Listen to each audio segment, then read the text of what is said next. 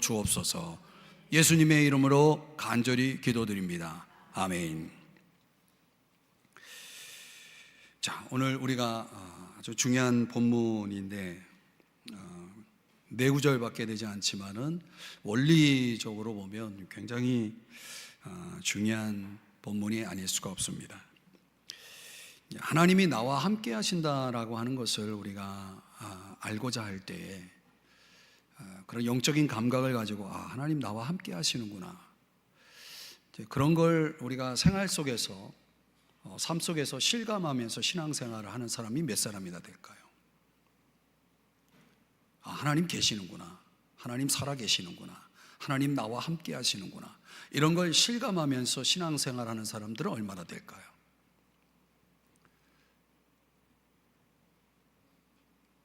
질문을 했습니다. 사실 우리가 신앙생활이라는 것이 어떤 경건의 모양이 아니라 경건의 능력 가운데 이루어져야 되지 않습니까? 우리가 지난주에 살펴봤던 마지막 구절, 굉장히 중요한 구절이라고 그랬어요. 7장 89절이 하나님께서 이제 모세에게 말씀하시는, 출애굽기 33장 11절에 의하면은 하나님이 직접 대면하여 하나님과 교제를 나누었던 하나님의 사람 모세가 이제 하나님의 음성을 듣는 그런 현장을 보여주고 있습니다. 그러니까 하나님이 나와 함께 하실 때 내가 그 은혜 속에 있다는 걸 뭘로 알 수 있냐면 하나님의 음성이 내 귀에 들려오는 거죠.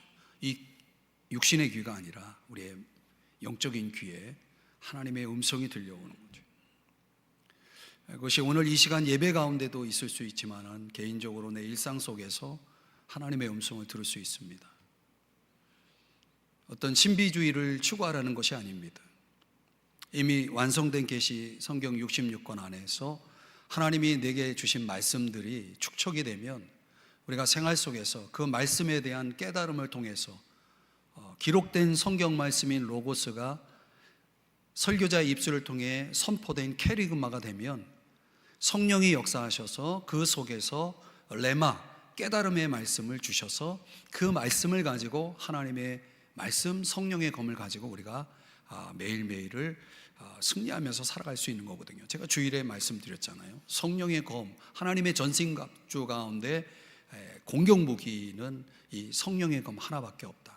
우리가 영적 전투에서 마귀와 전쟁할 때, 사탄과 싸울 때에 하나님 말씀 없는 사람들은 방어는 될지 모르지만은 공격이 안 되니까 여러분 방어만 해가지고는 싸움이 안 돼요.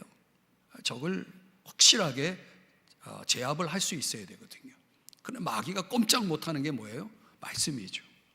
그럼 내가 하나님의 말씀이 내 마음에 새겨지고 마음의 신비에 새겨져서 그 말씀이 살았고 활력이 있어가지고 좌우의 날선 어떤 것보다도 예리해서 우리의 마음과 생각과 뜻을 살펴, 그래서 우리 속에 하나님의 그 말씀의 운동력이 왕성하게 이루어지는 사람들, 이런 사람들은 하나님이 나와 함께 하시는구나, 이걸 이제 실감하는 거죠.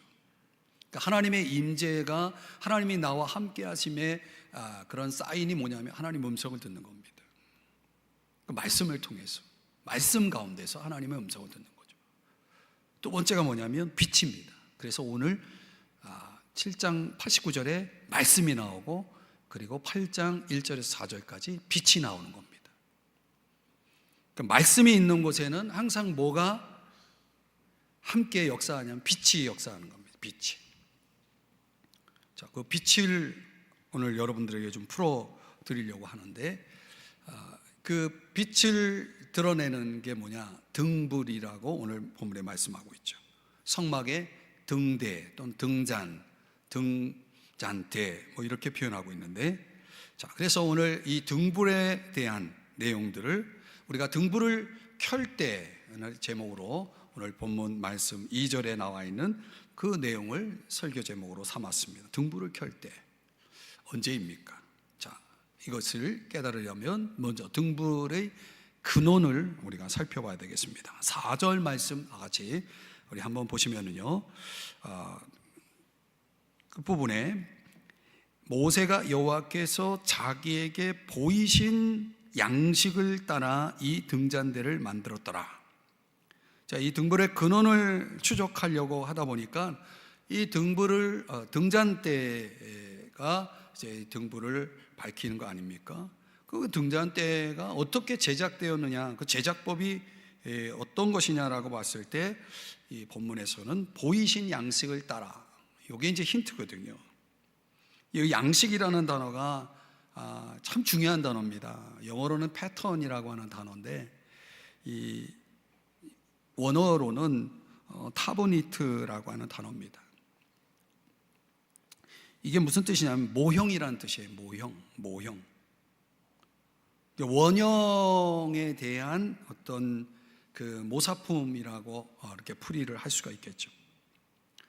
출애굽기 25장에 보면은 하나님께서 이제 모세에게 성막과 그 성막의 기구들을 만들어낼 때 이렇게 만들라고 말씀하시거든요. 무릇 내가 너에게 보이는 모양대로, 또 40절에는 너에게 보인 양식대로, 이 모양, 양식이 같은 의미거든요. 그러니까 내가 너에게 보여준 대로 만들어라 라고 말하고 있는 거죠. 그러니까 오늘 성경이 사용하고 있는 단어가 모형, 패턴, 양식, 모양 이런 단어로 번역된 그 표현입니다. 왜 내가 너에게 보여준 대로만 만들어야 되느냐? 그냥 임의대로 만들면 안 될까요? 왜 하나님은 이 부분을 그렇게 강조를 할까요? 이것은 바로 하나님이 모세에게 보여준 그 양식이 바로 예수 그리스도의 예표이기 때문에 그렇습니다. 예수 그리스도의 예표다. 다시 말하면 성막이라는 그 장소나 또 성막 안에 담겨진 모든 기구들은 뭘 보여주는 거냐면 신약에 와서 예수 그리스도의 인격과 사역을 보여주는 아주 중요한 모형이었던 거예요. 그런데 모세는 단순히 어떤 하나의 어떤 외적 공간을 제작하기 위한 텐트를 만들기 위한 차원에서 하나님이 모세에게 그 제작법 설계도를 줘서 그걸 만들게 하셨지만은 신약시대의 저와 여러분에게는 이 굉장히 중요한 의미를 갖는다는 거예요. 그 설계도가 바로 뭐냐? 그게 바로 예수 그리스도를 보여준다는 거예요. 그러니까 다른 거로는 만들어질 수가 없는 거예요. 그래서 8장 2절을 다시 보시면 아론에게 말하여 이르라 등불을 켤 때에는 7 등잔을 등잔대 앞으로 비추게 할지니라 하시매. 그러니까 이 등잔대의 어떤 형태를 설명하는데 7 등잔이라고 그랬어요. 그러니까 이 등잔대는 뭔가 7개가 있는 거구나, 잔이.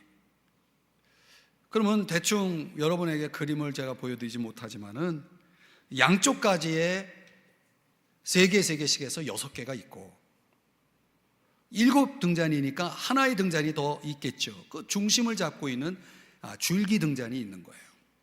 가지 등잔 3개 양쪽에 있고 중심을 잡고 있는 중심 줄기에 등잔이 또 있는 거예요. 그래서 등잔이 몇 개예요? 7 등잔이 되는 거예요. 이건 뭘 보여주냐면 이 6이라고 하는 숫자 6가지에 담겨진 그 등잔의 의미는 사람을 가리킵니다. 사람. 6이라고 하는 숫자는 사람 수예요.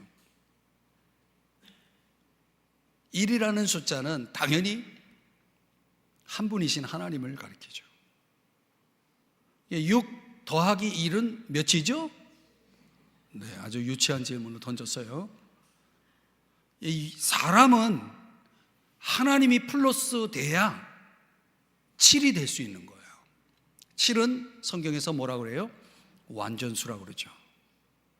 온전한 인간의 모습을 갖기 위해서는 6이라는 인간 그 자체만 가지고는 불가능한 거예요. 플러스 1이 있어야 되는 거예요. 그 1이 있느냐 없느냐가 인간을 결정하는 겁니다.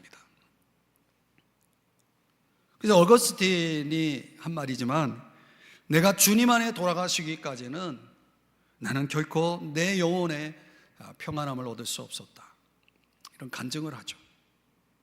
우리의 삶이 온전해지고 우리의 삶이 완전해지기 위해서, 그 평온함을 위해서 저와 여러분이 반드시 갖추어야 할, 반드시 소유해야 할 것이 뭡니까? 돈이 아니라, 집이 아니라, 자녀가 아니라, 예수님이에요. 예수님이에요. 예수님이 있어야 우리는 온전해질 수 있다는 거예요. 그래서 요한계시록 2장 1절에 보면은 사도 요한이 영적인 눈이 열려가지고 하늘 세계를 이제 보게 되는데, 거기에 예수님을 가장 먼저 보잖아요. 이건 이제 여러분들이 요한계시록 저랑 성경 공부할 때 이거 다루게 될 겁니다. 오른손에 있는 7뼈를 붙잡고 7 금촛대 사이를 거니시는 이가 이르시되, 이분이 누굽니까? 이분이 예수님이죠. 예수 그리스도는 완전한 인간의 모습을 갖춘 우리의 모델이죠. 그러니까 우리가 완전한 인간을 추구한다면 예수 그리스도를 닮아가야 되겠죠. 그분은 7 금촛대를 사이를 거니시는 분이시다. 그래서 그 실체를 이제 사도 요한이 요한계시록에서 이렇게 밝히고 있지만, 이미 그 앞서 기록한 요한복음에서 어떻게 이 등잔대에 대해서, 이 빛에 대해서 설명을 하고 있는지를 한번 보시면은요, 1절서부터 12절까지 좀 봐야 되는데, 이렇게 소개합니다. 1절에서는 태초에 말씀이 계시니라. 이 말씀은 하나님이시다. 2절에 보니까 그 말씀이신 하나님은 하나님과 함께 계셨다. 3절에 보니까 만물이 그로 말미암아 지은 바 되었다. 그가 없이는 하나도, 그 어떤 것도 그가 없이 된 것이 없다. 그러니까 그분이 뭐라는 겁니까? 창조주시라는 거죠. 그리고 4절에 가보니까 그분의 안에는 뭐가 있다? 4절에 생명이 있다. 그리고 이 생명은 사람들의 빛이다. 5절에 보니까 빛이 어둠에 빛이 돼 어둠이 깨닫지 못하더라. 그리고 9절은 다 같이 읽겠습니다. 시작. 참빛 곧 세상에 와서 각 사람에게 비추는 빛이 있었나니. 지금 계속 빛을 설명하는데, 이 빛이 누구겠습니까? 예수 그리스도죠. 10절에 보면 그가 세상에 계셨으며, 그 빛이신 분이 계셨단 말이죠. 왜냐하면 말씀이 육신이 되어 우리 가운데 거하셨잖아요. 성탄절이 있는 거 아닙니까? 세상은 그로 말미암아 지은 바 되었으되요. 창조주란 말이에요. 그런데 세상은 그분을 알아보지 못했다는 거예요. 환영받지 못했다는 거죠. 그래서 요한이 뭐라고 초대합니까? 12절에 보니까 영접하는 자 곧 그 이름을 믿는 자들에게는 하나님의 자녀가 되는 권세를 주었으니. 그러니까 참 하나님이시고 참 생명이고 참 빛이신 그분, 이 세상에 오신 그분이 누구다? 예수 그리스도라는 거죠. 우리가 지금 등잔과 관련된 이 등불을 켤 때의 이 말씀을 여기서 지금 설명하고자 하는 빛이 신약에 와서 어떻게 완성됐습니까? 참빛이신 예수 그리스도의 오심을 통해서 완성된 거죠. 지금 우리는 민수기 8장을 보고 있지만, 사실은 이 말씀은 이미 요한복음 1장에서 예수 그리스도의 그 빛을 설명하고 있는 거라는 거예요. 그 예수 그리스도의 빛됨을, 빛이 되심을, 참빛 되심을 사람들이 못 알아 보니까, 그래서 하나님께서 안 되겠다 해서 어떤 빛을 주시냐면 복음의 빛이라는 것을 주십니다. 그거를 사람들에게 이제 설명해 줄 사람이 필요한 거예요. 이분이 참빛이다 라고 하는 걸 설명해 줄 사람이 필요한데, 그들을 우리는 전도자라고 말하죠. 그 전도자가 전하는 소식을 가리켜서 우리는 복음이라고 말하죠. 근데 왜 이런 복음의 빛이라는 것이 필요한가? 고린도후서 4장 3절 4절 6절의 말씀에 보면, 망하는 자들, 지옥 갈 사람들에게는 이 세상 신인 마귀가 그들의 마음을 혼미하게 해가지고 이 그리스도의 영광의 복음의 빛을 비치지 못하게 했다는 거예요. 그 복음의 광채가 바로 그리스도인데, 하나님의 영상이신 그리스도인데, 다 같이 이제 6절을 읽어보겠습니다. 시작.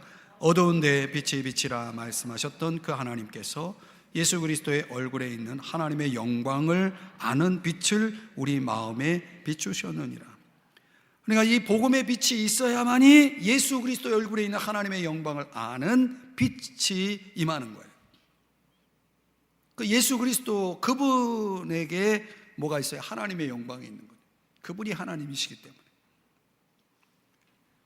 이 어둠 속에 있는 사람들에게 이미 참빛이신 예수 그리스도가 2000년 전에 이 땅에 오셨고 그분이 참빛이심을 사람들이 모르니까 이제 하나님은 그 통로로 도구로 복음의 빛을 전할 전도자들을 세우기를 원하셨다. 그래서 어둠 속에 있는 이들을 향해서 복음의 빛을 발해야 되는 거예요. 가서 예수 그리스도가 당신의 참빛이십니다. 당신의 생명입니다. 당신의 하나님입니다 라고 전하는 그런 역할이 오늘 이 신약시대에 그리스도인이라 일컫는 이들에게 주어진 사명인 것이죠. 그런 사명을 감당할 때 우리가 복음의 빛을 비출 때에 예수 그리스도의 빛이 우리 속에 들어와서 이제 그 빛을 우리가 자랑하고 소개하는 역할로 복음의 빛을 비출 때에 그때 어떤 빛이 임하냐면 성령의 조명, 성령의 빛이 임하는 것입니다. 그래서 요한일서 2장 7절에 우리가 요한일서 제가 풀어드릴 때 설명했는데 거기에 참빛이 벌써 비칩니다. 여기서 말하는 참빛은 성령의 역사를 가리키거든요. 그러니까 성령이 아니고서는 그분이 하나님인지 하나님의 아들, 우리의 구세주, 우리의 주가 되시는 분인지 알 수가 없거든요. 그래서 성령이 반드시 역사를 합니다. 그냥 역사하는 게 아니라 복음이 전해질 때, 복음의 빛을 발할 때 그때 성령이 일하시거든요. 그래서 예수님은 이제 요한복음 8장 12절에서 이렇게 빛으로 초대하는 겁니다. 나는 세상의 빛이다. 나를 따르는 자는 어둠에 다니지 아니하고 생명의 빛을 얻으리라. 할렐루야. 우리 이 빛을, 이 생명의 빛이신 예수 그리스도를 우리는 환영해야 되고 그분을 따라야 되는 거예요. 그분의 인도를 따르고 그분과 깊이 빛 가운데서 요한일서에서 말씀하는 것처럼 빛 가운데 교제하는 삶을 살아가야 되는 거죠. 그렇게 살아야 되는 거예요. 그러면 참 빛이신 그분이 우리 속에서 환히 그 등불을 비춰주셔서 우리의 심령의 모든 어두움들이 떠나가고 그분의 그 밝음이 우리의 마음을 가득 채워서 하나님의 나라가 임하는 거예요. 내 마음속에 하나님의 나라가 임해서, 하나님의 나라는 무엇입니까? 그리스도 예수 안에서 우리에게 의와 희락과 평강을 준다고 그랬잖아요. 그래서 하나님의 나라가 그 빛 가운데서 우리에게 충만하게 임할 때에 저와 여러분에겐 의가 역사하고 또 기쁨이 역사하고 평강이 역사하는 거예요. 그분을 환영하시기 바랍니다. 그분을 늘 모시고 다니시기를 바랍니다. 그러면 여러분의 삶은 생명이 있을 것입니다. 자, 오늘 우리가 묵상할 본문 속에서 우리가 빛의 등불의 근원을 살펴봤다면 이제 등불의 목적이 뭐냐는 거예요. 목적. 우리가 등불의 그 근원을 쭉 추적하다 보니까 예수 그리스도의 빛이구나. 그분이 복음을 받은 우리들에게는 성령으로 임하신 빛이구나 라는 걸 알 수가 있었어요. 그럼 그 빛이 왜 우리 속에 들어와 있는지를 설명해 주는 내용이 2절 3절인데요. 한번 보실까요? 2절 3절 여기 보니까 앞으로 비추게 할지니라. 앞으로 비추도록 켰으니, 제가 강조한 이 두 부분을 놓고 봤을 때 등불이 켜져야 한다면 이 등불은 왜 켜져야 하냐면 앞을 비추기 위해서예요. 이해가 되시죠? 이해가 안 되면 잘 집중해서 다시 들어보세요. 성막이라고 하는 구조는 뜰이 있고, 성막 안에 들어가면 뜰이 있고, 거기 번제단, 그리고 물두멍, 그리고 성소라고 하는 공간이 있죠. 그럼 성소 안에 들어가 보면 거기에 이 지성소와 성소, 그 성막 안의 구조 속에는 두 부분으로 나눠져 있죠. 그 딱 들어가면은 제가 바라보고 있는 편에서 이쪽에 등대가 있고 이쪽에 떡상이 있는 거예요. 이 떡상과 이 등대는 서로 마주보고 있어요. 그 정면의 가운데에는 커튼이 있고 커튼 앞에는 향단이라고 하는 기구를 갖다 놓습니다. 그리고 커튼을 열면, 그 휘장을 열고 들어가면 지성소라는 것이 이 공간이 있어서 거기에 뭐가 있어요? 언약궤, 하나님이 임재하신 언약궤가 있는 거죠. 그럼 보세요. 이 등대가, 이 왼쪽에 있는 등대가 이 오른쪽에 있는 떡상을 향해서 여기서 앞으로 비추게 하라라고 그랬어요. 그 빛이 사방으로 퍼지겠지만 여기서 강조하고 있는 건 앞으로 비추게 하라 그랬죠. 그럼 뭘 비추라는 거예요? 이렇게까지 설명했는데도 이해가 안 된다면 저보고 어떻게 하라는 얘기입니까? 앞으로 비추게 하라 그랬으면은 이 등대가, 여긴 떡상이 있다. 그러면 뭘 비추라는 거예요? 네, 그럼 좀 그렇게 빨리 답이 나와야 지금 제가 결론을 내리고 또 갈 거 아닙니까? 진도를 나갈 거 아니에요. 이 떡상이 뭐예요? 이 떡상은 진설병을 차려놓은 테이블이죠. 그런데 우리가 흔히 이제 이 등불을 켜는 이유는, 이 성막은 창문이 없어요.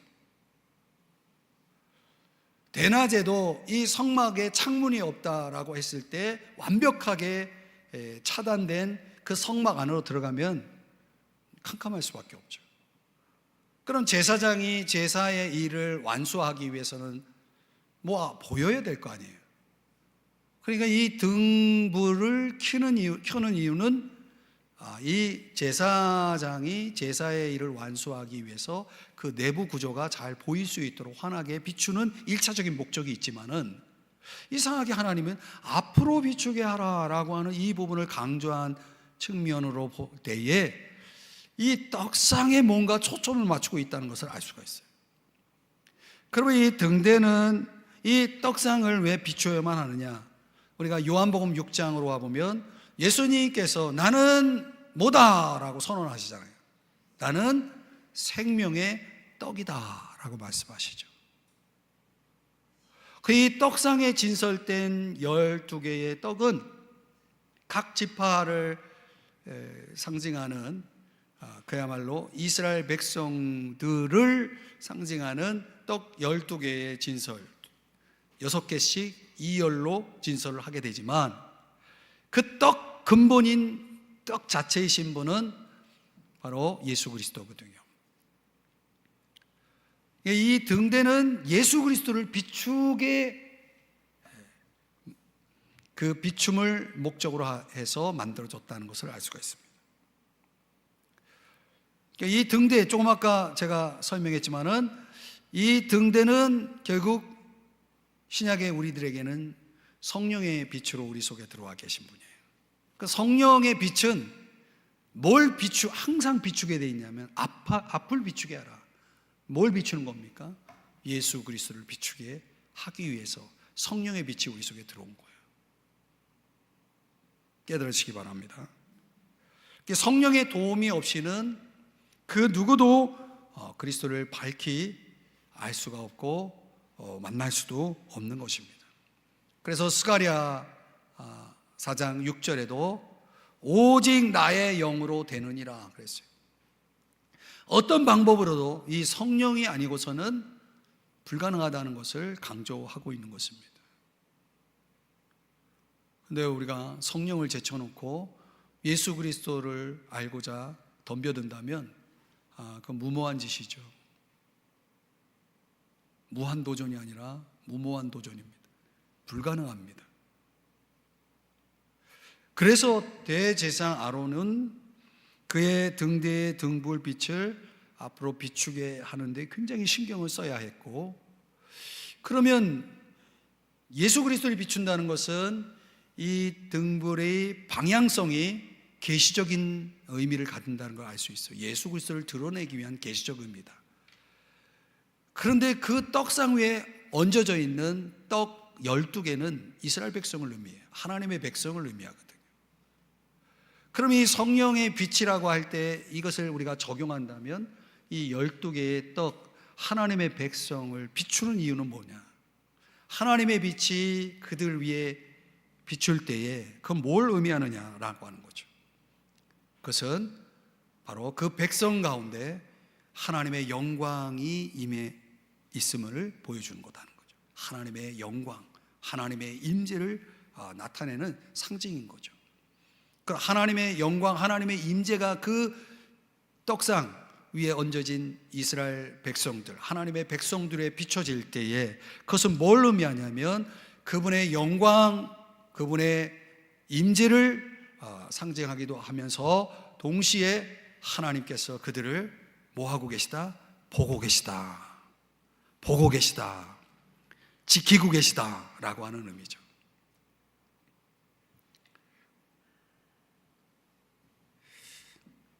참 하나님의 말씀이 오묘하지 않습니까? 그래서 민수기 6장에 우리가 제사장의 축복 기도로 하나님의 보호하심을 위하여 기도할 때에 그 얼굴빛을 우리에게 비추사 이렇게 기도하잖아요. 이전 것은 지나갔으니 보라 새 것이 되었도다. 지나간 말씀은 다 잊어버리는 은사가 있으신 여러분들, 그분의 얼굴 빛이 비춘다라고 하는 것은 우리를 보호하신다는 거거든요. 오늘도 불꽃 같은 눈으로 그분의 얼굴 빛이 여러분을 향하여 있다는 사실을 실감하면서 지냈나요? 왜 이렇게 더워? 이러면서 지냈나요? 그 영광의 빛이 우리 가운데 임해서 우리를 비추고 있다는 것은 그분의 눈이 한순간도 우리에게서 눈을 떼지 않는다는 걸 보여주는 거거든요.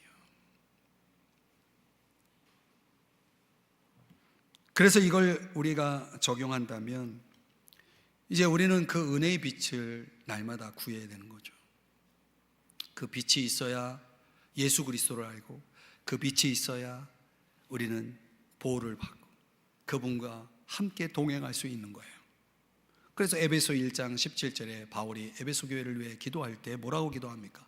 지혜와 계시의 영을 너희에게 주사 하나님을 알게 하시고, 그 성령의 빛, 그 빛 가운데 우리로 하여금 하나님을 알도록, 끊임없이 하나님을 알아가도록, 얼마나 중요한 기도인지 모릅니다. 또 삶과 복음의 빛이 필요하죠. 그 빛을 마태복음 5장 16절에서는 이렇게 말씀합니다. 너희 빛이 사람 앞에 비치게 하여. 이제 성령의 은혜의 빛이 우리 가운데 임하여서 우리가 하나님을 아는 백성이 되었다면 이제는 우리의 삶을 통하여 그분의 빛이 투사되도록, 그분이 영광을 받으시는 삶이 되도록 그 삶의 빛을 비춰야 한다라고 말씀하고 있는 거죠. 그리고 빌립보서 2장 14절 이하 16절의 말씀에 보면은, 자, 이 말씀은 좀 같이 읽겠습니다. 시작. 모든 일을 원망과 시비가 없이 하라. 이는 너희가 흠이 없고 순전하여 어그러지고 거스르는 세대 가운데서 하나님의 빛 흠없는 자녀로 세상에서 그들 가운데 빛들로 나타내며, 하나님의 흠없는 자녀로 세상 가운데서 우리가 뭐가 되어야 된다? 빛이 되어야 된다는 거예요. 이런 빛들로 나타내기 위해서 없어야 될 두 가지가 있어요. 그게 뭐예요? 보여주고 묻잖아요. 빛들로 나타내기 위해서 없어야 될 게 뭐라고요? 네. 원망이 나오나요? 자꾸 물어서? 그러면 원망과 시비가 없어야 돼요. 우리 삶에 있어서. 여기 모든 일이라고 그랬잖아요. 우리의 삶 속에 들어와 있는 모든 원망과 시비는 우리를 어둠 속에 지내게 하는 것들이라는 거예요. 근데 원망, 시비가 있는 순간 나는 지금 어둠 속에 들어와 있는 거예요.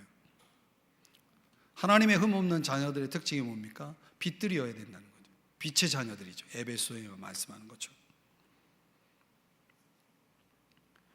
그러니까 우리가 그렇게 생명의 말씀을 빛들로 나타내면은 어떤 일이 벌어지냐면 16절에 보면은 생명의 말씀을 밝힐 수가 있어요.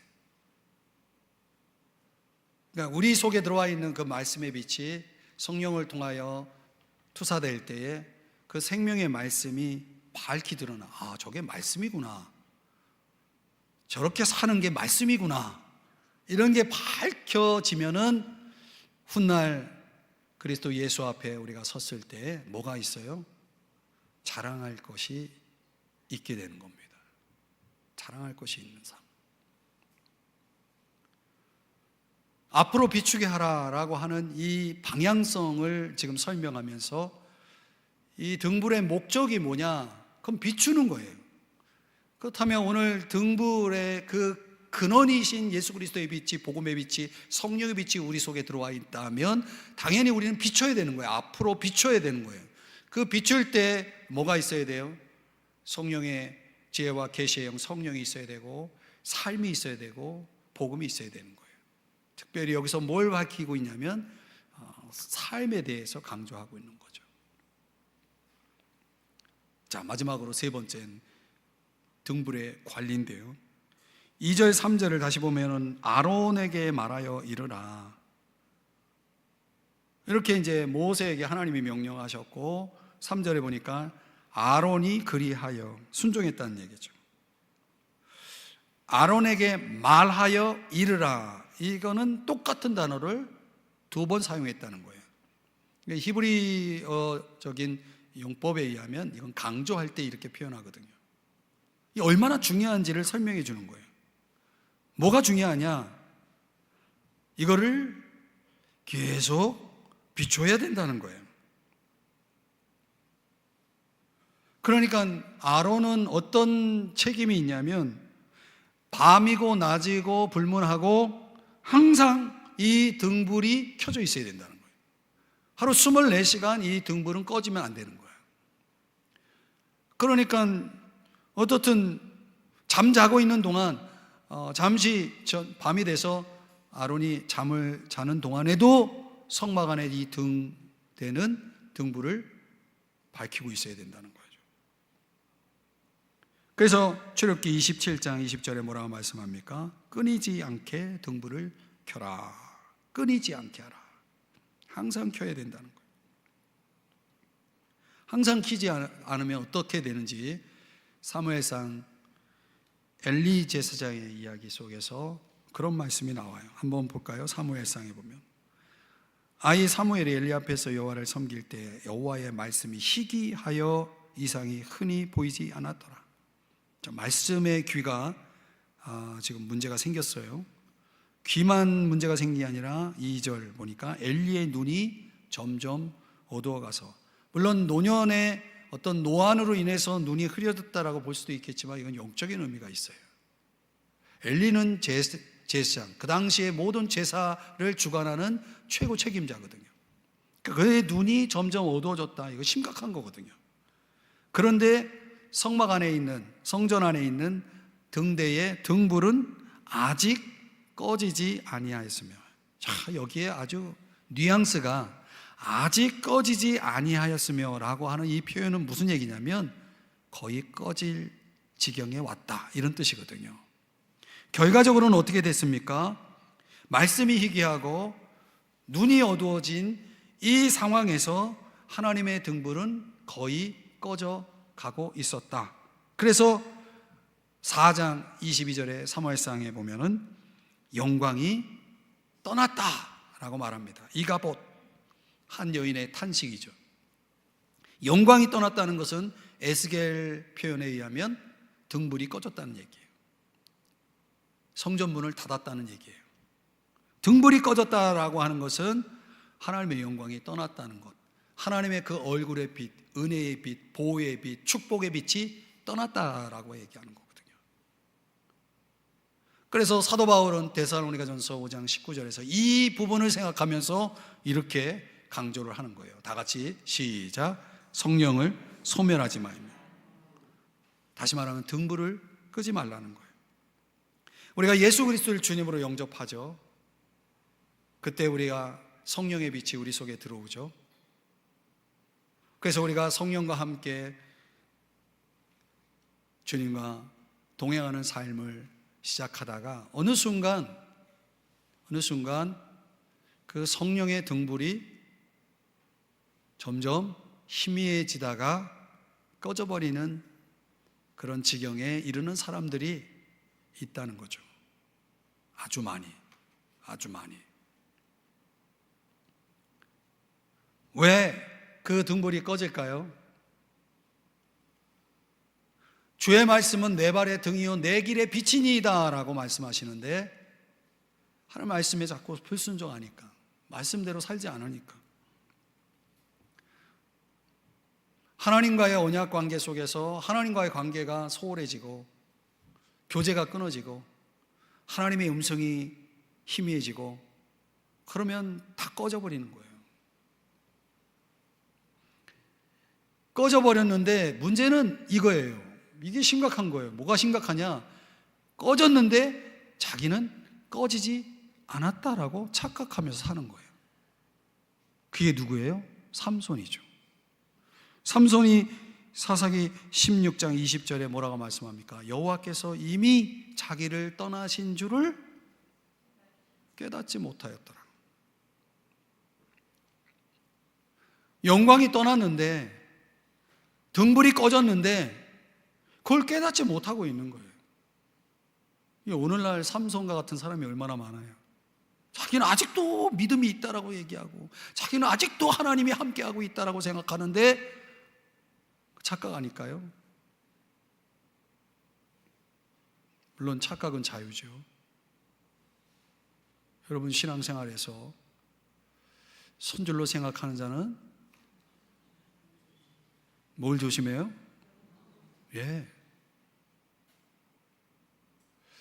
너무 착각하면 안 됩니다. 등불이라고 하는 것은 어쩌다가 켜는 게 아니라, 내가 좀 충만하면 켜는 게 아니라 항상 켜 있어야 된다는 거예요. 내가 자고 있어도 켜고 있어야 되는 거예요. 그래서 마지막 때 주님이 오실 때 열처녀 비유에서 설명하는 게 뭡니까? 다 졸며 자더라도 기름, 그 등불을 켤 수 있는 기름을 준비하고 등불을 켜놓고 기다려야지. 그거 안 하고 나중에 신랑 왔을 때 맞이하지 못하는 사람 있는 거 보셨잖아요. 말씀을 정리해 보면, 등불을 켜야 한다면 언제 켜야 됩니까? 항상 켜야 되는 거예요. 날마다 켜져 있어야 돼요. 그 성령의 등불을 항상 켜기 위해서 저와 여러분에게 뭐가 있어야 되냐면 열망이 있어야 돼요. 열망이 있어야 되는 거예요. 등불에 대한 열망. 그 열망을 가지고 뭉쳤던 사람들이 초대교회 마가의 다락방에 모인 120명의 제자들 아닙니까? 다 떠나가고 500여 형제들, 그 이상의 수많은 제자라고 하는 사람들은 다 떠나갔고 겨우 120명만 남아서 마가의 다락방에서 그 성령의 등불을 열망하고 그 등불을 받기 위해서, 그 빛을 받기 위해서 힘써 오로지 기도에 힘쓰지 않습니까? 그냥 억지로라도 그 120명의 그룹 속에 남아있던 사람들은 다 받았어요. 저는 120명이 다 뜨거워서 그 자리에 있었다라고 절대 생각하지 않습니다. 유두거처럼 다 졸다가 3층 다락 위에서 3층에서 떨어지는 그런 사람도 있는 거예요. 막 졸고 막 장난치고 막 그런 사람들도 마가의 다락방에 있었던 사람들은 다 성령 받았다는 거예요. 오늘날 이 기도의 그룹 속으로 들어오는 사람들, 기도의 자리로 나오는 사람들, 개인적인 골방이 있고 공동체적인 마가의 다락방이 있는 사람은 살아남습니다. 다 신랑을 맞이하게 돼 있어요. 등불에 꺼져 있으면 안 됩니다. 그건 누가 끄는 겁니까? 마귀가 끄는 게 아니에요. 내가 끄는 거예요. 내가 끄는 거예요. 내가 죄에다 손을 대고 또 내가 하나님의 음성에 자꾸 딴지 걸고 불순종하면 꺼지는 거예요. 그러면 이가봇이에요. 영광이 떠나는 거예요. 그때서부터 어둠 속에 살고 있는 거예요. 삼손이 아무리 자기가 힘이 있어도 영광이 떠나면 삼손도 보잘것없는 사람이 되는 거예요. 두 눈 뽑히고 사람들에게 조롱거리 되고 다 그렇게 돼요. 여러분, 참 심각한 겁니다. 성령의 등불을 계속 밝히기 위해서는 내가 정말 죽기를 각오하고 기도해야 됩니다. 성령 받으려면 기도밖에 없어요. 죽기를 각오 기도해야 됩니다. 그리고 성령의 세미한 음성에 순종하시기 바랍니다. 하셔야 돼요. 그래야 여러분이 삽니다. 그래야 삽니다. 오늘 부족한 종이 여러분에게 전하는 말씀을 사람의 말로 받지 마시고 하나님께서 여러분에게 뭘 말씀하시는지를 잘 깨달아서 여러분의 삶에 적용하세요. 내가 기도하지 않으면 불은 꺼지는 겁니다. 내가 순종하지 않으면 불은 꺼지는 겁니다. 불 켜져 있다고 아무리 착각해도 소용없습니다. 그러면 어리석은 다섯 처녀처럼, 미련한 다섯 처녀처럼 되는 거예요. 우리 모두가 지혜로운 다섯 처녀처럼 신랑 되신 주님 맞이할 수 있는 준비되어 살기를 축복합니다. 하나님 아버지, 오늘의 이 말씀을